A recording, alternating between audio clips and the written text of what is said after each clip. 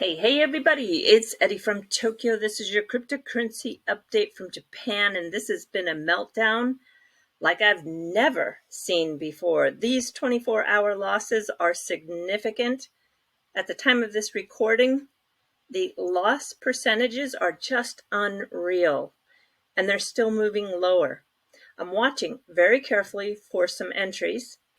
Luna down 96% on the 24-hour, 99% down on the 7-day. Phantom down 49%, 68% down on the 7-day. Gala down 44% on the 24-hour, 62% on the 7-day. The majority of the top 100 have lost more than 50%.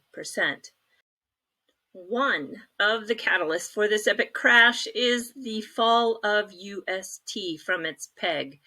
This is a stablecoin, and rumors were flying that on Twitter, BlackRock and Citadel attacked by jointly borrowing 100,000 Bitcoin from Gemini that at the time of the article was published would have been worth $3 billion. And they were accused of dumping the asset, causing the market to collapse, wiping out more than 25 billion in value of the Luna coin. Well, they both have sent an email to Forbes denying this, categorically denying that they had anything to do with this.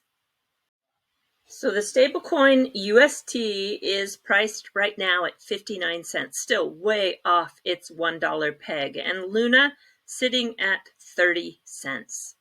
Kwon, who is the leading force behind this stablecoin, has tweeted out to the community with a Dear Terra community tweet about 20 hours ago.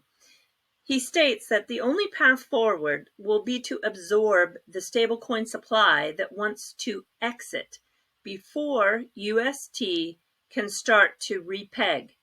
So they have decided to increase the minting to absorb more quickly through a proposal. It's proposal number 1164, and that was made, and so we have to see if that gets approved. And on the rebuild, they will adjust the mechanisms to be collateralized. So the last two tweets in this thread I think are most interesting. Terra's focus has always oriented itself around the long-term horizon, and another setback this May, similar to last year, will not deter the lunatics. Lunatics are what the Luna followers are called. Short-term stumbles do not define what you can accomplish. It's how you respond that matters. And finally, it says that Terra's return to form will be a sight to behold. We're here to stay, and we're going to keep making noise. One of the best articles to come out in the last couple of hours is by Dan Ashmore in the publication Invez. You can see here that Luna has a very real chance of going to literal zero, depending on what happens with the UST peg. Should the UST peg be brought back, it will be also moving to a collateralized model, as outlined by Kwon in his tweets.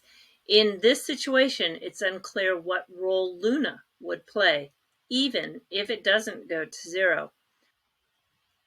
Without the automatic minting mechanism to algorithmically peg UST to $1, we don't know right now what role Luna would even have, assuming it does survive.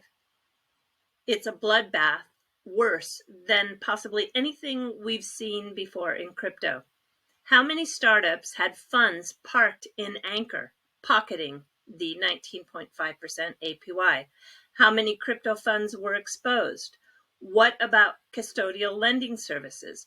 The first thing this writer did when he woke up was to remove all his Bitcoin from custodial services.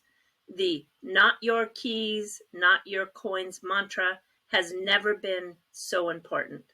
So he's going to sit on the sidelines until the madness washes over and until he gets an iota of conviction back.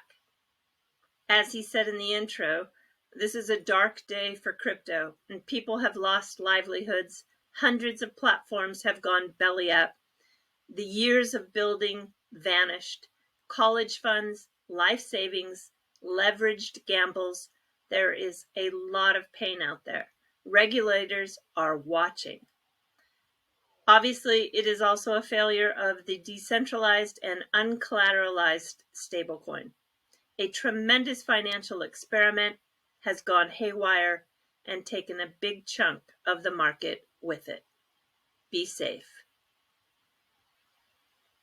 Here's a chart taking us all the way back to 2010 that tracks the price of Bitcoin with the articles that were published on those days that are calling for the death of Bitcoin. And it's very obvious that even as all those articles were written, that Bitcoin was always coming back. And I don't have any reason to believe that it won't do it again. But you want to stay safe, and that means is you want to really get your digital assets off a centralized platform and get it in cold storage.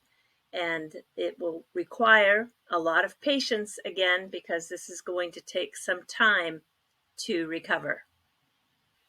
I will use a phrase that is probably not even PC anymore, but it ain't over until the fat lady sings.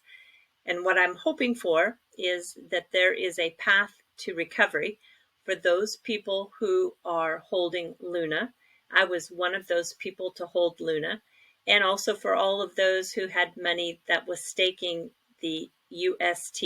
I didn't have any of that staking, but I want to see a recovery for everybody, not only for those that are holding those two assets, but for the entire ecosystem. So whether or not it was an attack or just a failed experiment, we need to recover from this as a whole so that the crypto space can move forward. So everybody do take care. Sayonara for now. Bye-bye.